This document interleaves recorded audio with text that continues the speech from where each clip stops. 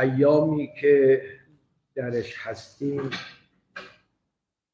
تعلق دارد به ایام فاطمیه، ایام شهادت صدیقه طاهره حضرت فاطمه زهرا سلام الله علیها.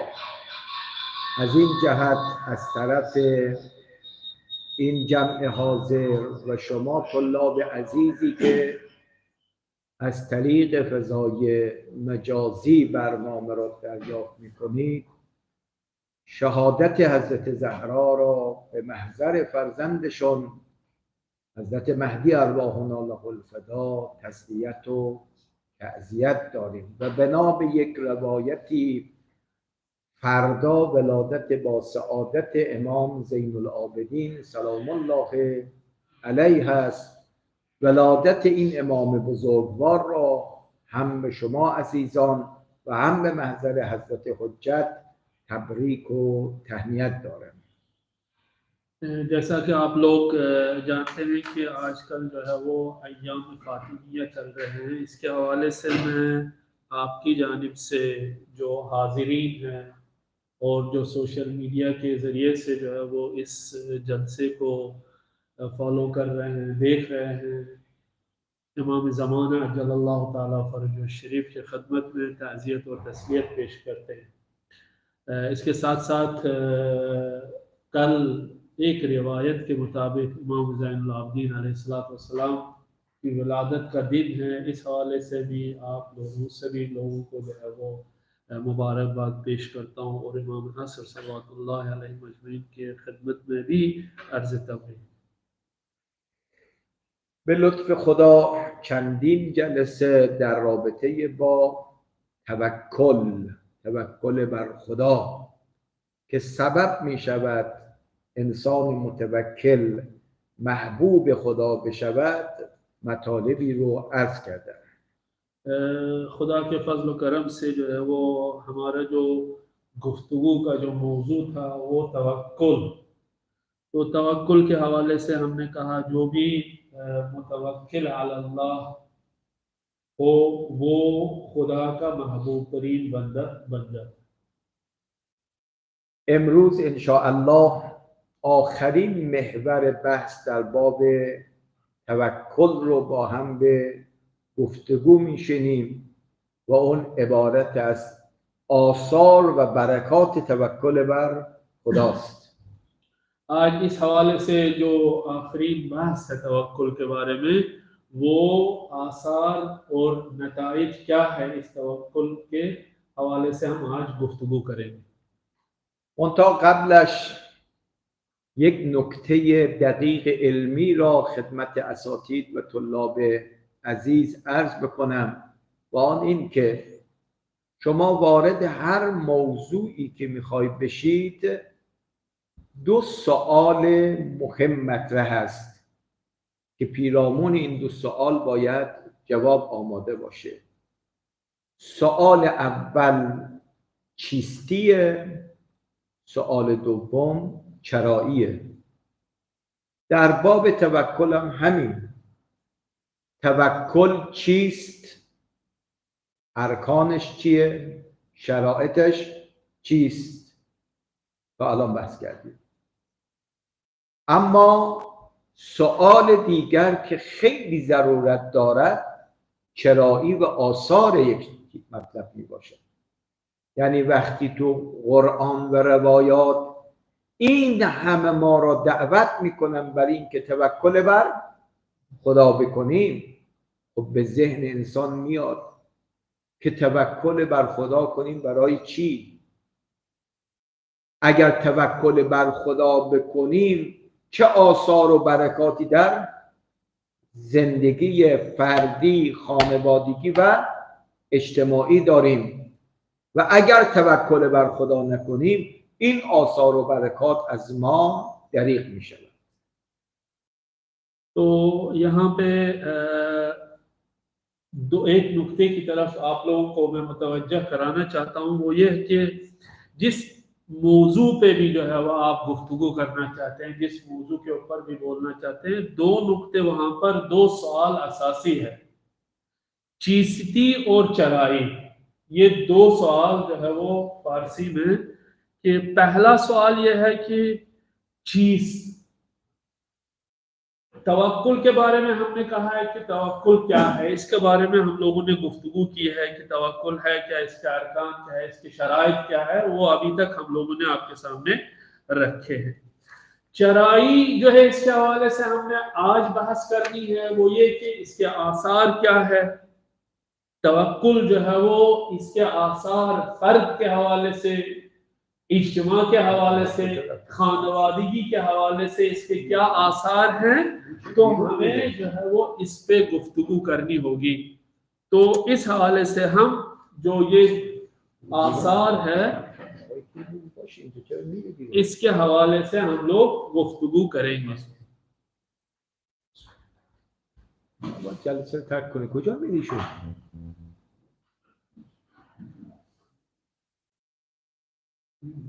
صدا میده؟ خیلی خوب، جلسه ترک نکنه. خب انشاءالله امروز قدری در رابطه با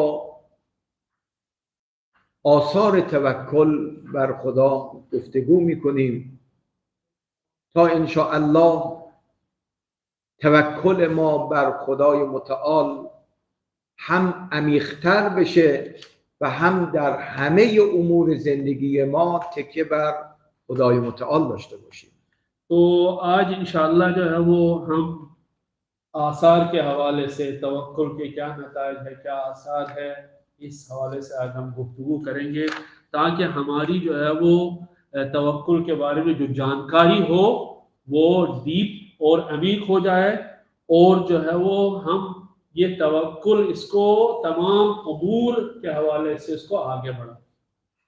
اولین اثر از آثار توکل که در آیات و روایات مطرح شده است آرامش و اطمینانه. آرامش و اطمینان امروز یکی از گمشده های اغلب بشریت نبود آرامش در زندگی است. یعنی آسایش و امکانات مادی دارند ولی آرامش روحی و روانی ندارند. اما کسی که تو زندگی اهل توکل بر خدا باشد بر اساس آیات و روایات این که انسان متوکل از آرامش روحی برخوردار است. जैसे कि आप लोग जानते ही हैं, पहला असर इस हवाले से जो तवक्कुल के हवाले से क्या है, आरामिश और इत्मीनान, जिससे सुकून मिल जाए, दिल का सुकून। तो आजकल आप देख रहे हैं कि जो चीज आजकल दुनिया में नहीं है वो सुकून दिल है, आरामिश है। आप देख रहे हैं सभी लोग कि इतने बड़े मुआशरे हैं दुनिया में, लेकिन जिस चीज की कमी है, जो गुमशुदा है हमारा, वो इत्मीनान, सुकून कल्ब है। तो आज इस तवक्कुल जो खुदावंद करीम पे तवक्कुल करता है तो इसका पहला असर क्या है, आरामिश और इत्मीनान. به این آیه عنایت کنیم. اعوذ بالله من الشیطان الرجیم قل لن یصیبنا الا ما كتب الله لنا. انسان متوکل شعارش اینه، به ما نمیرسد مگر آنچه که خدا برای ما مقدر کرده باشه. چون انسان متوکل یک وظیفه شناس است، دو بر اساس وظیفه اقدام هم می کند اما دیگه منتظر نتیجه نیست. به تعبیر دیگر انسانی که توکل بر خدا می کند میگه من مأمور به وظیفه هستم، مأمور به نتیجه نیستم. مثلا مجاهد در راه خدا وارد میدان جنگ میشه میگه وظیفه من جهاد است، حالا یا شهادت یا پیروزی، هر کدوم که خدا برای من مقدر کند من به او راضی هستم. پس بنابراین چون انسان متوکل وظیفه شناس و عمل کننده به وظیفه هست، همیشه از آرامش خاطر برخوردار است. तो इस हवाले से इन्होंने फरमाया कि कुरान करीम में जो है वो आयत है लन युसीबना इल्ला मा कतब लना। परवरदिगार आलमीन ये लोग अर्ज करते हैं कि हम तक जो चीज खुदा ने मुकद्दर की हो वही हम तक पहुंच जाएगी। तो ये मुतवक्किल जो होता है वो वजीफे शनास होता है, उसकी वो जिम्मेदारियों का वो एहसास करता है, उसके बाद उस बिना पर आगे बढ़ता है। अब इसके लिए जो है वो इन्होंने मिसाल दी है जहाद की। एक इंसान जो है वो जहाद करता है, अब इसके लिए जो या तो दो ही रास्ते हैं, या तो इनकी कामयाबी होती है ज़ाहिरी तौर पर, या इनकी शहादत होती है। तो इसका वजीफा और ड्यूटी जो है वो मुतवक्किल अंजाम देता है, नतीजे का ये जो है वो मुंतज़िर नहीं रहता है। जो भी है खुदावंद करीम की तरफ से जो है वो हमारे लिए सही है, इसके साथ जो है वो ये जिंदगी गुजारता बसर करता और इसी से इसको इत्मीनान काल्ब हासिल होता। اثر دوم توکل حمایت خداوند و کفایت خداوند است. یعنی اگر انسانی توکل بر خدا داشته باشد، حمایت و پشتیبانی خدا را هم دارد. اما کسی که تو زندگی توکل بر غیر خدا داشته باشد، همیشه چشمش به عنایت غیر خدا دوخته است. شاید کمکش بکنن، شاید کمک نکنن. اما کسی که توکل بر خدا بکند، خدای متعال این وعده قطعی را داده است که حامی انسان متوکل باشد. दूसरा असर इस हवाले से वो ये है कि खुदावंद करीम जो मुतवक्किल होता है उसकी हमेशा हिमायत करता है और खुदावंद करीम उसके लिए काफी है।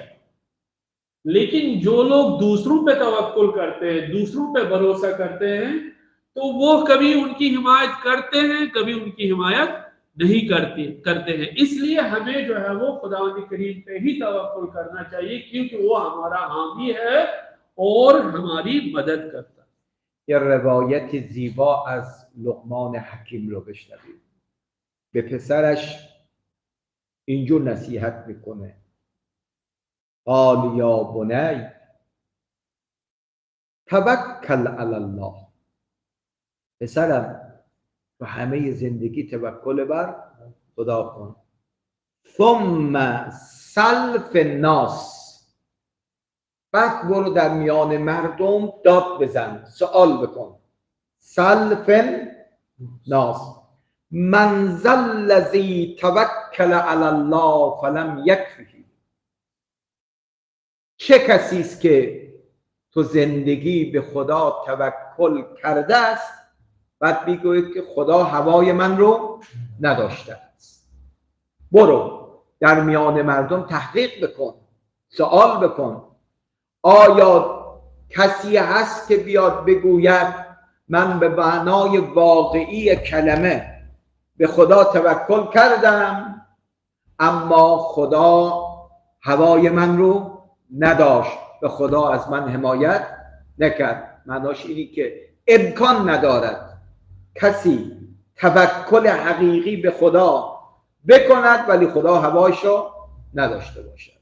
तो इस हवाले से इन्होंने एक रिवायत का हवाला दिया है। हज़रत लुक़मान अपने फर्जंद बेटे से ये कहता है कि या बुनैया तवक्कल अलल्लाह, ऐ मेरे बेटे खुदा पे आप तवक्कुल और एतमाद कर। उसके बाद लोगों के दरमियान चले जाओ और उनसे पूछो जो खुदावंद करीम पे तवक्कुल करता आया खुदा उनके लिए काफी नहीं है। एक सवाल उनसे पूछता है और हतमन जो भी इंसान परवरदिगार आलमीन पे तवक्कुल करता है तो वो उसके लिए काफी और हिमायत कुनंदा है। نمونه بارزش قرآن میفرماد جناب ابراهیم خلیل سلام الله علیه می باشه. من این داستان توکل ابراهیم رو در قالب چند شعر عرض میکنم، انشاءالله آقای فیاض هم به خوبی به شما برساند. मैं हज़रत इब्राहीम अला नबीना अलैहिस्सलाम के हवाले से भी एक स्टोरी यहाँ पे आपके सामने तवक्कुल के हवाले से बयान करना चाहूँगा, लेकिन ये शेर की सूरत में मैं बयान कर रहा हूँ. خیلی شعر زیباست، انشاءالله عزیزانی که فارسی متوجه میشوند یادداشت کنند. چون رها از منجنیق آمد خلیل، چون رها از منجنیق آمد خلیل، آمد از دربار عزت جبرائیل. میگه وقتی با منجنیق ابراهیم را انداختن در آتش، جناب جبرائیل از طرف خداوند بر ابراهیم نازل شد. ये उस आग में फेंकने की स्टोरी है जब हज़रत इब्राहीम अलैहिस्सलाम कुफ्फार ने उनको कोशिश की कि उनको जो है वो मंजनीक के जरिए से आग में फेंके. जब आग में फेंके गए तो जबराइल खुदा के हुक्म से नाजिल हुए, इब्राहीम के सामने आ गए. گفت هل لک حاجة لی یا مجتبی، هل لک حاجة لی یا مجتبی. گفت اما منک یا جبرائیل لا. میگه جبرائیل اومد به جناب ابراهیم گفت که حلی حاجتون یا مجتبی. مجتبی یعنی برگزیده خدا. ای ابراهیم، ای برگزیده خدا، آیا حاجتی، سوالی، کمکی از من جبرائیل میخوای؟ جناب ابراهیم گفت اما منک یا جبرائیل لا. گفت اما جبرائیل از تو من ابراهیم کمک نمیخوام. जबराइल आके हज़रत इब्राहीम अलैहिस्सलाम से पूछते हैं, जब आतिश आग में फेंकेंगे जाहिर सी बात है उनको मदद की जरूरत है. जबराइल आके उनसे पूछने लगे आया आपको मेरी जरूरत है? इसम उसका जो है वो मुज्तबा यानी जो खुदा का बरगुजीदा है. हज़रत इब्राहीम से कहा ए मुज्तबा यानी जो खुदा के बरगुजीदा है, आपको कोई मदद चाहिए मुझसे? लेकिन इब्राहीम ने जवाब में क्या कहा, हाँ मुझे मदद की जरूरत है लेकिन आपसे नहीं. بعد در ادامه جبرائیل سوال میکنه چرا از من کمک نمیخوای؟ ابراهیم این پاسخ من ندارم حاجتی از هیچ کس، من ندارم حاجتی از هیچ کس، با یکی کار من افتاده است و بس. فرمود من از هیچ کس درخواست ندارم. چرا؟ چون کار من گره افتاده در دست یک نفر که او خدای تبارک و تعالی باشد. तो जबराइल ने उनसे पूछा क्यों आप जो है वो मुझसे मदद नहीं मांग रहे हो, मैं तो आया आपके सामने मदद करने को. तो हज़रत इब्राहीम ने उनसे कहा है कि मेरा काम सिर्फ एक वजूद से है, बाकियों से मेरा कोई सरोकार नहीं है. वो कौन है? खुदा करीम अज़्ज़ व जल.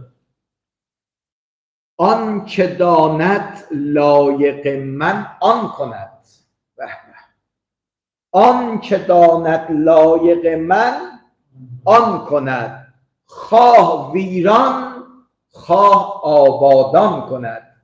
میگه خدای متعال آگاه به حال منه، اگر میخواد منو بسوزونه با این آتش میسوزونه و اگر قرار است مرا نجات بدهد خدای متعال مرا نجات بدهد.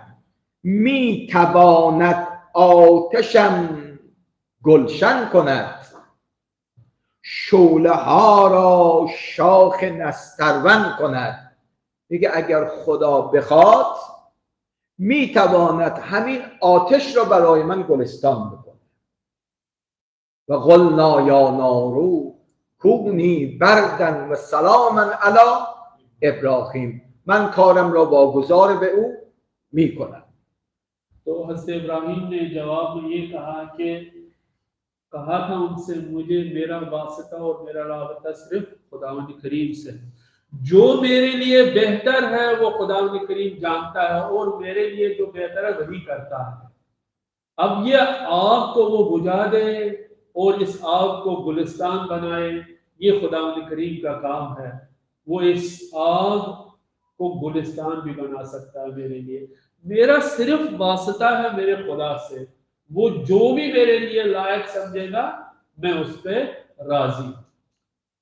اما اثر سوم که خیلی مهمه، اثر سوم عدم سلطه شیطان بر انسان متوکل. ببین شیطان قسم خورد و به عزتک لاغوینهم، خدایا به عزتت قسم همه بندگانت رو گمراه میکنن. اما قرآن وعده داده کسانی که توکل بر خدا داشته باشند شیطان هیچ سلطه‌ای بر انسان متوکل پیدا نمی کند. به این آیه عنایت کنید، انه لیس له سلطان، انه لیس له، تردید نکنید شیطان هیچ گونه سلطه‌ای ندارد بر کی؟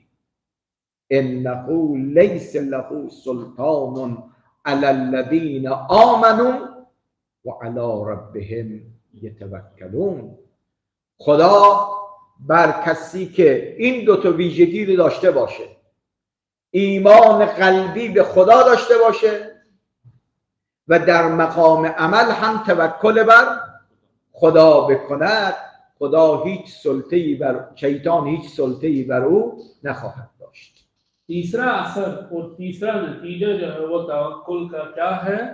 ये कि शैतान कभी भी उस पर मुसल्लत नहीं होता, शैतान किसी को नहीं छोड़ता। लेकिन तवक्कुल का तीसरा असर ये है कि शैतान उस इंसान पे गालिब नहीं आता है। शैतान ने कसम खाई है, तो बिइज्जतिक लअग़वियन्नहुम अजमईन, शैतान ने कसम खाई। लेकिन खुदावंद करीम जो है वो इस आये मुबारक में जिसकी अभी तिलावत हो रही है, लैस लहू सुल्तानुन अलल्लज़ीन आमनू व अला रब्बिहिम यतवक्कलून, शैतान की दस्तरसी उस इंसान पे नहीं है जिसने ईमान लाया हो और खुदावंद करीम पे तवक्कुल किया। तो खुदावंद करीम जो है वो शैतान को इस बंदे के ऊपर जो है वो शैतान का सुल्ता आ जाए और उस पे जो वो गालिब हो जाए उससे रोक लेता है। पर जिसने भी तवक्कुल किया खुदावंद करीम पे, शैतान उस पे गालिब नहीं आता है। اساتید محترم، طلاب عزیز، سعی کنیم به این دو عامل توجه کنیم که قرآن فرمود: تقویت ایمان و توکل بر خدا. یعنی هرچه ایمان ما قوی تر بشه و در زندگی توکل بر خدا بیشتر بشه، شیطان را فرسنگ ها از خودمون دور میکنیم. اما از اون طرف هرچه درجه ایمان ما ضعیف بشود و مقدار توکل ما بر خدا کم می شود، داریم از خدا دور می شویم و داریم به شیطان نزدیک می شویم. तो अजीज़ान जो जलसे में हाजिर है असातिज़ तुल्लाब, हमें जो है अपने ईमान को, ईमान की तक़वियत करनी चाहिए, ईमान को हमें मुहकम करना चाहिए और इसके साथ साथ खुदावंद करीम पे तवक्कुल भी हमारा जो है वो स्ट्रांग हो, मुहकम हो।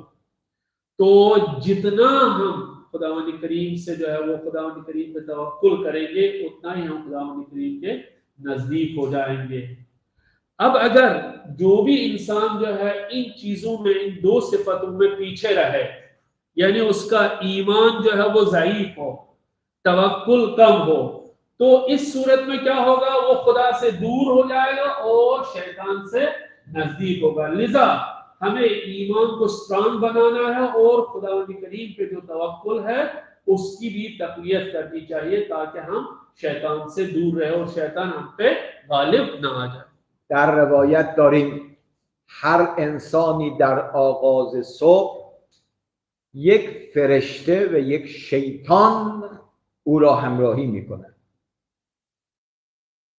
तो ये रिवायत में है कि जब इंसान जो है वो सुबह करता है और जो है वो मॉर्निंग उसकी शुरू होती है तो उसमें एक उसके साथ जो है वो एक शैतान आ जाता है और एक फरिश्ता।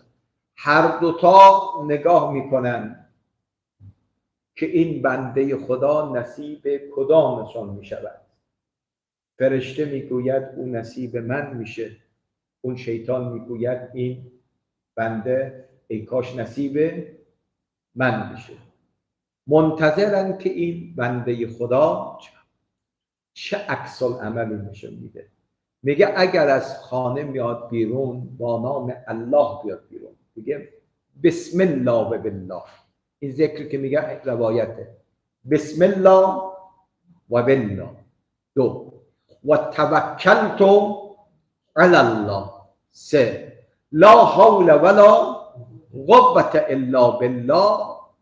اگه این سه جمله رو بگه فرشته خوشحال میشود که این آقا نصیب من شده است و شیطان سرشکسته میشود و از او دور میشود. اما اگر غفلت کند از توکل بر خدا، اینجا شیطان تبسم میشود میکند و با آغوش باز این بنده را به آغوش میکشد. तो इनके यहाँ जो है वो उम्मीद, फरिश्ते भी उम्मीद किए बैठे हैं कि ये बंदा जो है वो मेरी तरफ आ जाए। शैतान भी ये कहता है कि ये बंदा जो मुंतजर रहता है कि ताकि ये मेरी तरफ आ जाए। तो यहाँ पे इन्होंने फरमाया कि हदीस में है, रिवायत में है, अगर ये बंदा सुबह करे यानी मॉर्निंग का आगाज जो है वो बिस्मिल्लाह व बिल्लाह इस जिक्र से करे, वो तवक्कल तो अल्लाह और कहे मैं खुदा करीम पे तवक्कुल करता हूँ, और इसके साथ साथ ला हौला वला कुव्वता इल्ला बिल्लाह इस जिक्र को दोहराए, तो फरिश्ता जो है वो फरिश्ते के चेहरे पे खुशी आ जाती है और ये इंसान जो है वो फरिश्ते की तरफ जाता है और फरिश्ता खुश होता है। अम्मा अगर ये जो है इन चीजों को जो है वो हासिल न करे और इन चीजों में न पड़े और शैतान की तरफ राग़िब हो जाए तो शैतान को खुशी होती है और शैतान इसको अपनी आगोश में ले लेता है। پس بیاییم این سه تا دعا رو برنامه هر روز خودمون قرار بدیم. طلبه هستیم تو حجره، از حجره میخوایم بیرون بیایم برای درس، این جمله رو بگیم بسم الله و بالله و توکلت علی الله لا حول ولا قوة الا بالله. استاد هستی از خانه میای برای تدریس، همین دعا رو بخون. به بچه هامون یاد بدیم این دعا رو بخونن که اگر کسی توکل بر خدا بکنه دیگر جایی برای حضور شیطان در زندگی انسان نخواهد بود. अब तालिब इल्म अगर अपना बरनामा जो है रोजाना जब दर्स के लिए जाता है तो ये तीन जिक्र बिस्मिल्लाह व बिल्लाह व तवक्कलतु अलल्लाह वला हौला वला कुव्वता अपने उस जिंदगी का जो है दर्स के हवाले से एक प्रोग्राम बनाए अपने लिए, या उस्ताद जो है वो जब तदरीस के लिए जाता है वो इन तीन अज़कार को दोहराए। और इसी तरह जो है वो हमें अपने बच्चों को भी सिखाना चाहिए कि ये तीन जिक्र जो है वो जब मॉर्निंग में काम स्टार्ट करना चाहता है तो उन्हें ये बिस्मिल्लाह व बिल्लाह व तवक्कलतु अला अल्लाह ला हौला वला कुव्वता इल्ला बिल्लाह ये तीन अज़कार हमें उनको सिखाना चाहिए ताकि वो शैतान के शर से महफूज रहे। اما چهارمین اثر را بگوییم، بسیار بسیار شنیدنی است. عبارت است آسان شدن مشکلات و سختی های زندگی در سایه توکل بر خدا. یعنی انسانی که توکل بر خدا بکند هم مشکلات رو میتونه حل بکنه و هم تحمل مشکلات بر او آسان خواهد شد. به این حدیث نورانی از علی علیه السلام توجه کنید. فرمود من توکلت علی الله، من توکل علی الله زلت له الصعاب. صاد عین از صعب میاد. فرمود هر کس بر خدا توکل کند، خدا مشکلات و سختی های او را آسان خواهد کرد.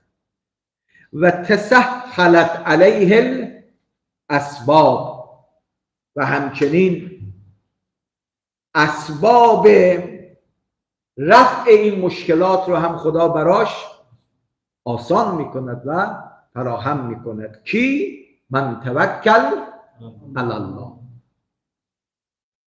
तो यहाँ पर अब चौथा असर जो है वो नतीजा जो है इस तवक्कुल का क्या है, वो ये है कि हमारे मुश्किलात जो है वो आसान हो जाए। जो बंदा भी खुदा करीम पे तवक्कुल करता है तो उसके मुश्किलात जो है वो आसान होते हैं। इस हवाले से इन्होंने अमीर अल-मोमिनीन अलैहिस्सलाम की यहाँ पर एक हदीस बयान फरमाई है। उसमें अमीर अल-मोमिनीन फरमाते हैं मन तवक्कल अलल्लाह ज़ल्लत लहू सआब। जो इंसान भी खुदा करीम पे भरोसा करे और एतमाद करे, उनके मुश्किलात और सख्तियाँ आसान हो जाती है। और बतसहल लहू अल असबाब, और जो है वो असबाब मुहैया होते हैं उसके लिए ताकि ये मुश्किलात जो है वो हल हो जाए। عزیزان دنیا دار مشکلاته. اینجوری است که ما در مسیر تکامل مبتلا به مشکلات نشیم، اما مهم در این است که با توکل بر خدا و تلاش خودمون این مشکلات رو از سر راه خودمون برداریم. तो आप जैसा कि जानते हैं दुनिया दार मुश्किलात है। दुनिया में मुश्किलात का सामना करना ही पड़ेगा हम लोगों को। दुनिया का नाम ही है मुश्किलात। लेकिन हम इन मुश्किलात को कैसे रफा कर देंगे, कैसे दफा कर देंगे, इन मुश्किलात से कैसे छुटकारा पाएंगे, इस सूरत में हमें जो है वो खुदावंद करीम पे तवक्कुल करना चाहिए। یک داستان زیبا که متن روایت است براتون بخونم که روایات ما، تاریخ ما نشون میده که اگر کسی به درستی توکل بر خدا بکنه، خدا هم مشکلات او را برطرف میکنه. तो यहाँ पे एक स्टोरी और दास्तान जो कि रिवायात से हमने हासिल की है, जो भी खुदावंद करीम पे तवक्कुल करता है उनकी मुश्किलात जो है वो आसान हो जाती है। یکی از اصحاب رسول خدا صلوات الله و سلامه علیه میگه من وضع مالی خوبی نداشتم و در امر معاش خانواده دچار مشکل بودم، موندم که چی کنم. همسرم گفت که نزد رسول خدا برو و از مشکلات خود به رسول خدا بگو، انشاءالله رسول خدا مشکلت را حل میکند همون گونه که دیگران میروند. एक सहाबी रसूल सल्लल्लाहु अलैहि वसल्लम जिंदगी में जो है वो काफ़ी मुश्किलात थे उनके, तो उनकी बीवी ने अब उन्होंने कहा क्या करें, ये मुश्किलात कैसे हल हो जाए। तो बीवी से जब मशवरा लिया, बीवी ने कहा है कि आप रसूलुल्लाह सल्लल्लाहु अलैहि वसल्लम की खिदमत में चले जाओ, वो आपकी मुश्किल को हल करेंगे। میگوید با اصرار همسرم به مسجد پیغمبر رفتم، نزد پیغمبر شرفیاب شدم، سلام به پیغمبر کردم، اما هنوز طرح مشکل نکردم به پیغمبر. پیغمبر این جمله را گفت، خیلی حدیث زیباست: من سألنا اعطیناه. هر کس از من پیغمبر درخواست بکنه من دست رد نمیزنم، کمکش میکنم. اما و من استغناه اغناه الله. اما اگر کسی از من پیغمبر سوال نکنه. توکل بر خدا بکند، خدا او را از همه کس بی نیاز میکند، حتی از من پیغمبر. तो इन्होंने कहा कि बीवी के इसरार पे तो मैं चला गया पैगंबर हुजूर की खिदमत में और मैंने सलाम की, मस्जिद में जाके मैंने सलाम की, लेकिन मैंने अभी अपनी मुश्किल को बयान नहीं किया। तो पैगंबर अकरम सल्लल्लाहु अलैहि वसल्लम ने फरमाया कि जो कोई भी हमसे कोई चीज मांगता है तो हम उसे अता करते हैं, दे देते हैं, लेकिन जो है वो जो सिर्फ व सिर्फ खुदावंद करीम से ही मांगे, हमसे भी ना मांगे, तो खुदावंद करीम जो है वो ने अता कर ही देता है। شخص میگوید که فکر کردم پیغمبر گویا نیت منو خوانده، به من میخواد بگوید از من کمک نخواه، از خدا بخواه. لذا سوال خود را مطرح نکردم و به خانه برگشتم. اما همسرم منو دست خالی دید، به من گفت مگر نزد پیغمبر نرفتی؟ مگر مشکل خودت را به پیغمبر مطرح نکردی؟ شخص میگوید که من فرمایش پیغمبر رو گفتم. اما زان گفت که از کجا میدانید که مقصود پیغمبر تو بودی؟ شاید پیغمبر کلی داشت مسئله را مطرح کرد. برو خواسته خود را با پیغمبر مطرح کن. तो ये शख्स जो है, जब पैगंबर अकरम सल्लल्लाहु अलैहि वसल्लम ने ये जवाब दिया उन्हें कि हमसे आप मांगेंगे तो जरूर देंगे, लेकिन अगर खुदा करीम से आप मांगेंगे तो आपको किसी इंसान की जरूरत है, न मेरी। तो ये जुमला सुन के ये सोच रहा था कि शायद पैगंबर अकरम सल्लल्लाहु अलैहि वसल्लम ने मेरे उस अंदर उस नीयत को समझा जो सवाल लेके मैं आया था। इन्होंने सवाल पूछना छोड़ दिया और वापस घर चले। तो देखा बीवी ने ये खाली हाथों वापस आ गया, घर आ गया। तो उन्होंने पूछा क्यों आपने सवाल नहीं किया पैगंबर अकरम सल्लल्लाहु अलैहि वसल्लम से? आप चले जाओ दोबारा। शायद उन्होंने आपके लिए वो जुमला ना कहा हो, उमूमी तौर से वो जुमला कहा हो, आपने अपने लिए उसको ले लिया। तो आप दोबारा से जो है वो पैगंबर की खिदमत में चले जाओ और अपने सवाल को दोहराओ। مرد میگوید با اصرار و فشار زنم دوباره اومدم مسجد پیغمبر. باز هنوز طرح سوال نکردم، پیغمبر همون جمله قبلی رو بیان کرد و هر کس از ما کمک بخواهد میدهیم، اما اگر از خدا بخواهد خدا او را بی‌نیاز میکند. तो बीवी के इसरार पे अब दोबारा जो है वो हुजूर की खिदमत में पहुंचा, तो फिर सलाम करी, आ गया। तो इससे पहले कि आपने उस सवाल को फिर से दोहराए, फिर से पैगंबर अकरम सल्लल्लाहु अलैहि वसल्लम ने वही जुमलात उन्हीं को दोबारा से रिपीट करा कि जो कोई हमसे मांगेगा हम देंगे जरूर, लेकिन अगर खुदावंद करीम से मांगेगा तो हमारी भी जरूरत नहीं पड़ेगी उसको। دست خالی برگشتم. دوباره برای مرتبه سوم این زنم منو اجبار کرد که برو این خواسته تو با پیغمبر مطرح کن. رفتم، هنوز مطرح نکرده، پیغمبر دوباره اون سخن خودش رو بیان فرمود. दूसरी बार गया, वही जवाब मिला पैगंबर अकरम सल्लल्लाहु अलैहि वसल्लम की तरफ से। अब फिर से वापस आ गया, फिर से बीवी ने वापस भेज दिया कि ना जरूर अपने इस सवाल को दोहराए। तीसरी मर्तबा जब आ गया हुजूर की खिदमत में, हुजूर सल्लल्लाहु अलैहि वसल्लम ने फिर से वही जुमलात दोहराए। شخص از مسجد بیرون اومد، دیگر به سمت خانه نرفت، روشی کرد به سمت خدا. گفت خدایا حالا که پیامبرت این چنین راه را به من نشان داده است، من از همه خلق تو حتی از پیغمبرت دست میکشم و فقط بر تو ابراز نیاز میکنم و فقط به تو توکل میکنم. بعد نشست که چیکار کنم. دید فصل سرماست، مردم نیاز به هیزم دارن که برای گرم کردن خانه و پختن نان نیاز به هیزم دارن.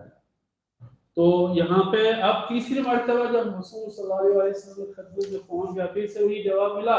अब की बार ये जो है वो घर की तरफ नहीं गया, बैठा वहां पे एक जगह पे तवक्कुफ किया और जो है वो खुदा करीम से ये कहने लगा कि खुदाया मैं अपना मुश्किल अब आप ही के सामने रखूंगा, किसी और के सामने अपना मुश्किल जो है वो ये मुश्किल नहीं दोहराऊंगा, हत्ता पैगंबर अकरम सल्लल्लाहु अलैहि वसल्लम की खिदमत में।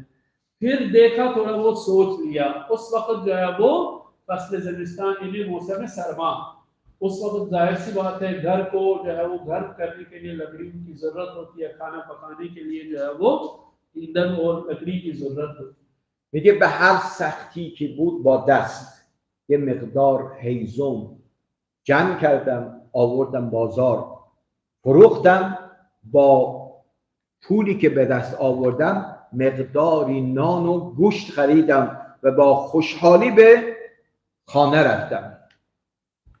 तो अब इन्होंने क्या किया, जंगल में गए, कुछ लकड़ियां जो है वो हासिल करके जो है वो मार्केट में भेज दी उसने। तो उस लकड़ी के पैसों से इन्होंने क्या किया, इन्होंने रोटी लाई और जो है वो गोश्त वगैरह लेके घर चला गया। بعد رفتم یک کیشه و داسی خریدم، هیزم بیشتری جمع میکردم. آرام آرام وضع مالی من خوب شد تا اینکه چندین شتر خریدم و چندین کارگر استخدام کردم و از مال دنیا بی‌نیاز شدم. तो अब इन्होंने जो है वो एक बार वो छोटी कम लकड़ियां जो इन्होंने जमा करी तो देखा फायदा है उसमें, तो अब जो है वो ज्यादातर इन्होंने इंस्ट्रूमेंट वगैरह जो जिससे लकड़ी काटते हैं वो सब लेके आया और जंगल चला गया और बहुत सारी लकड़ियां वहां से लाई और इन्होंने जो है वो इस पैसे से ऊंट भी खरीदे और बहुत कारीगर वगैरह उन्होंने जो है वो अपने लिए इस्तेमाल किए और उनको काम पे लगाया। میگه بعد از مدتی رفتم مسجد، محضر پیغمبر اکرم، سلام به پیغمبر کردم. پیغمبر از اوضاع و احوال من سوال کرد. من بهش گفتم الحمدلله چندین شتر دارم، چندین کارگر دارم، وضعم خوبه، خوب است. پیغمبر جمله قشنگی گفت، فرمود قلت لک، من که 3 بار بهت گفتم من سألنا اعطیناه، هر کس از ما کمک بخواد بهش میدیم، اما و من استغنا اغناه الله، اما اگر کسی توکل بر خدا بکند خدا او رو از همه کس بی‌نیاز کند و تو به صحبت من عمل کردی و به بی‌نیازی رسیدی. तो अब जो है बहरहाल इनकी अच्छी कंडीशन थी, हाँ इक्तिसादी तौर से, तो अब जाके मस्जिद में हुजूर सल्लल्लाहु अलैहि वसल्लम की खिदमत में पहुंच गया और सलाम अर्ज करी और पैगंबर ने इनके बारे में पूछा क्या कर रहे हो, तो अपनी जो है वो स्टोरी बयान की कि मैंने क्या क्या किया। तो पैगंबर अकरम सल्लल्लाहु अलैहि वसल्लम ने जब यह कज़िया सुना तो कहा मैंने आपसे पहले ही कहा था अगर हमसे मांगेंगे हम जरूर देंगे, लेकिन अगर आप सिर्फ अपनी हाजत परवरदिगार आलमीन के सामने रखोगे तो वो आपके लिए काफी है, हत्ता हमसे भी मांगने की जरूरत नहीं पड़ेगी। ये तो मैंने आपको पहले ही कहा था। از این داستان می آموزیم که اگر انسان توکل بر خدا بکند و به دنبال کار برود خدا هم کمکش خواهد کرد. इस स्टोरी से हम ये समझते हैं कि अगर हम खुदा करीम पे तवक्कुल करें और तवक्कुल के साथ साथ हम काम भी करें, तवक्कुल के साथ साथ हम काम भी करें तो खुदा करीम हमारे लिए काफी है और हमारी हिमायत करे। خدا را قسم میدیم به حق حضرت زهرا سلام الله علیها ما را جزء متوکلین به خودش قرار بدهد. آمین. खुदा करीम को हम कसम देते हैं फातिमा ज़हरा सलामुल्लाह अलैहा की, क्योंकि उनके अय्याम हैं। बहरहाल खुदा करीम हमें जो है वो मुतवक्किलीन में से करार दे। دیگر آثار توکل رو انشاءالله جلسه آینده عرض خواهیم کرد. जो भी अब बाकी आसार बचे हैं तवक्कुल के इंशाअल्लाह वो अगले जलसे में इंशाअल्लाह मतरह करेंगे. در پایان با توسل به حضرت زهرا سلام الله علیها جلسه را به اتمام میرسانیم. السلام علیک یا فاطمه الزهرا یا بنت محمد یا قرة عین الرسول یا سیدتنا و مولاتنا انا توجهنا و استشفعنا و توسلنا بك الى الله و قدمناک بین یدی حاجاتنا. همه باخم یا وجیحة عند الله اشفعی لنا. همه باخم یا وجیحة عند الله اشفعی لنا. السلام علیکم و رحمت الله و